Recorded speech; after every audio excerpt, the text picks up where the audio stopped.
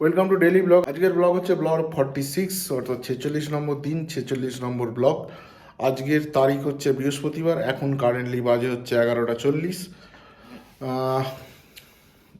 আজকের টেম্পারেচারটা মোটামুটি খুব বেশিও নয় কমও নয়। সকালের দিক থেকে প্রচণ্ড হাওয়া দিচ্ছিল, বাইরেটা বেশ ঠান্ডা, ঘরের ভেতরটা তুলনামূলক কম ঠান্ডা। খুব একটা অসুবিধা হচ্ছে না। যাই হোক, অনেক রাত্রি হয়ে গেছে, এবার শুতে চলে যাবে। যাই হোক, গোটা দিনের ডেলি রুটিনটা বলাই হলো না। সেটা হচ্ছে সকালবেলা উঠেছি 8টা নাগাদ। 8টা থেকে নেমে মুখ টুক ধুয়ে পড়তে বসে গেছিলাম। বেশ অনেকক্ষণ পড়েছি, ম্যাথ করছিলাম। করার পরে বাজারে বেরিয়েছিলাম, চিকেন আনতে গেছিলাম। চিকেন টিকেন সমস্ত কিছু নিয়ে এসে বাড়িতে এসে ম্যারিনেট করতে দিলাম। ম্যারিনেট করতে টিফিনটা আজকে ঘরেই করেছি। ম্যারিনেট করতে দিয়ে এসে সকালের যে টিফিনটা সেটা হচ্ছে মুড়ি চানাচুর সবাই মিলে একসঙ্গে বসে খেয়েছি। খেয়ে দিয়ে একটা বন্ধু ফোন করছিল অভিষেক, ওর সঙ্গে গল্প করতে গেছিলাম আড্ডা মারতে। অনেকক্ষণই কথাবার্তা বলেছি মাঠেতে বিভিন্ন বিষয় নিয়ে। আর আজকে সব থেকে যেটা সাংঘাতিক নিউজ সেটা হচ্ছে আজকে ফকিরার প্রোগ্রাম আছে কেডিবি মেলায়। অলরেডি আগের ব্লগে আমি বলেছি। প্রথম থেকে বলছিলাম যে ট্রেনে যাব, কিন্তু ট্রেনের প্রবলেম হচ্ছে মেচেদা থেকে ট্রেন ধরতে হবে। এবার হাওড়াগামী ট্রেন খুব প্রবলেম, 9:40 পরে একদম 11:05 বোধহয় আছে। এবার প্রবলেম হচ্ছে 9:40 ট্রেনটা ধরা যাবে না, তাহলে আমার আলটিমেটলি যাওয়াটা লস হয়ে যাবে, কেন প্রোগ্রামটা 9:40-50 নাগাদ শেষ হবে। এবার আমাকে যদি এই ট্রেনটা ধরতে হয় তাহলে 9টার আগে বেরিয়ে যেতে হবে, তবে আমি প্র্যাকটিক্যালি ট্রেনটা ধরতে হবে। কেন মেলার সময় বুঝতেই পারছো ট্রান্সপোর্টেশনে খুব চাপ থাকে, প্রপারলি গাড়ি ধরে যাওয়াটা সম্ভব নয়, তাই হেঁটেই আসতে হবে। এবার হেঁটে আসতে মোটামুটি আধ ঘন্টার বেশি সময় লাগে। তা সকাল থেকে অনেকেই ফোন করছিল, দুপুরের দিকেও ফোন করছিল, বিকালের দিকে যে যাওয়ার কথা। এবার ব্যাপারটা হচ্ছে প্রবলেম আমি বলবো না, একটা বোন আমাকে প্রথম থেকেই বলেছিল যে একসঙ্গে যাবে। তাই আমি ওকে, যেহেতু অলরেডি তন্ময়দের একটা ফিস্টে আমাদের মিউজিক অ্যারেঞ্জমেন্ট হয়েছিল, ও একটু মানে যাওয়ার ইচ্ছা ছিল, আমিও একটু মানে মানে প্রথমটা ওকে বলছিলাম যে নাও যেতে পারিস, কেন যেহেতু তোর পরিচিত নয়। পরে আমি ওকে বললাম যে হ্যাঁ চ, এবারও প্রথম থেকে একটু ডিটারমিনেশনের অভাবের জন্য ওটা মিস করে গেছে। এবার মিউজিক্যাল একটা ব্যাপার ছিল, ওটা থেকে মিস করে গেছে। তাই এই প্রোগ্রামটাও বলেছিল, আমিও জানিও এগুলো ভালোবাসে, তাই আমি আর কোনো রকম বিরক্তি করিনি যে হ্যাঁ নিয়ে যাবো। প্রথমটা বেরোনোর সময় মা একটু আপত্তি করছিল, কেন সকালে ভোরের দিকে বেরোনোর কথা আছে, কেন রামরাতলা পড়তে যায়, তাই একটু বিরক্তি করছিল। পরে যাই হোক বেরিয়ে গেলাম দুজনে মিলে। ট্রেনের প্রবলেমের জন্য বাইকে গেছি। এবার বাইকের গল্পটা হচ্ছে, ওখানে যেহেতু বাইক রাখতে হবে বাইরে, তাই মানে আমার যে বড় গাড়িটা নিয়ে যাইনি।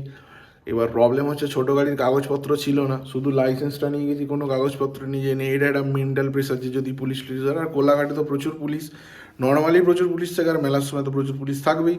এবার বাই চান্স যদি গাড়ি ধরে খুব চাপ, এই একটা প্রেশার ছিল। দ্বিতীয় হচ্ছে পার্কিং নিয়ে। এবার পার্কিং করেছি, স্লিপ দিয়ে যে পার্কিং হয় সেটা নয়, নমিনাল ক্যাজুয়াল পার্কিং করে দিয়েছিলাম। দেখলাম অনেক গাড়ি রেখেছে, ওটা নিয়ে একটা চাপ ছিল। দিয়ে ওখানে গিয়ে দেখলাম একজনের সঙ্গে দেখা হয়েছে। আর মেন প্রবলেমটা হচ্ছে প্রত্যেকে কমিউনিকেট করার চেষ্টা করছে, এক তো বাকি মানে ম্যাক্সিমাম সবার যাদের সঙ্গে কমিউনিকেট করছি তারা প্রত্যেকে খুব লেট হয়ে গেছে। এবার এক্সেসিভ ক্রাউড হয়েছে স্টেজের কাছে। প্রোগ্রামটা দুর্ধর্ষ, ভিডিওটা দিয়ে দিচ্ছি, দেখে নাও তোমরা একটুখানি ক্লিপ। আশা করবো ভিডিওটা তোমাদের ভালো লেগেছে। পুরো ক্লিপটা আমি দিইনি, তার কারণ হচ্ছে ভিডিওই রেকর্ড করিনি। ইউটিউবে প্রচুর ভিডিও আছে, অযথা রেকর্ড করার কোনো মানেই হয় না। মেন যাওয়ার কারণ হচ্ছে লাইভটা এক্সপিরিয়েন্স করা, সেই লাইভটা এক্সপিরিয়েন্স করার জন্যই আমি গেছি। সেই কারণে কোনো ভিডিও করিনি আমি, কেন মোবাইলে ভিডিও করা মানে লাইভের এক্সপিরিয়েন্সটা বিগড়ে যাবে।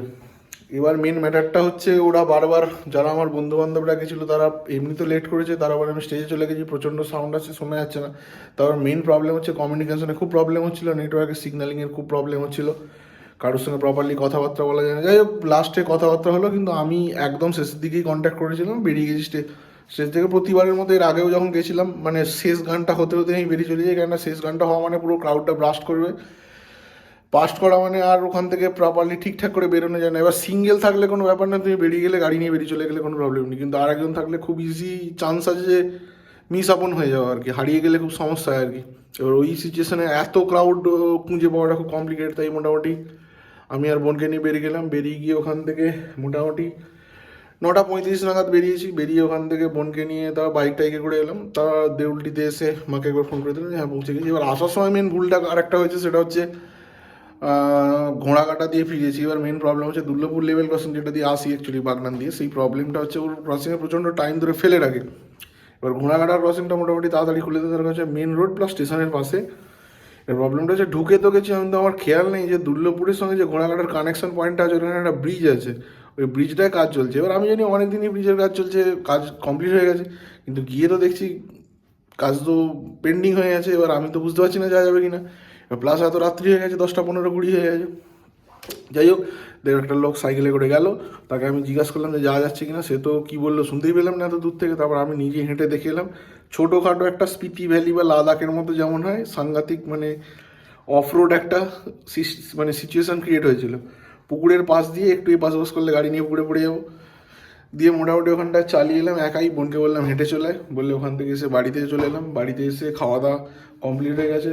ইউটিউবে লাইভ দেওয়া আছে ফকিরার প্রোগ্রাম, লিঙ্ক আমি ডেসক্রিপশানে দিয়ে দেবো। ওখান থেকেই তোমরা ক্রিয়েটিভিতে যে 2025-এ প্রোগ্রামটা হলো সেটা তুমি দেখতে পাবে ফকিরার। কালকে বোধহয় নন্দী সিস্টার্সের আছে, আমি যাব না, আমার ফকিরার প্ল্যানিং ছিল, ফকিরা দেখে নিয়েছি, গল্প শেষ।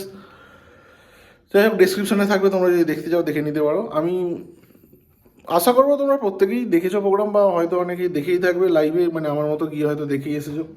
যাই হোক, দিয়ে দেওয়া কর্তব্য দিয়ে দেবো। আর সেরকম বলার মতো কিছু নেই, খাওয়া দাওয়া হয়ে গেছে কমপ্লিট। পড়া সেরকম হলো না, সকালেই যা হয়েছে, দুপুরে তো বেরিয়েছিলাম, বিকালে তো ওই সন্ধ্যেবেলার কেসটা এইটা।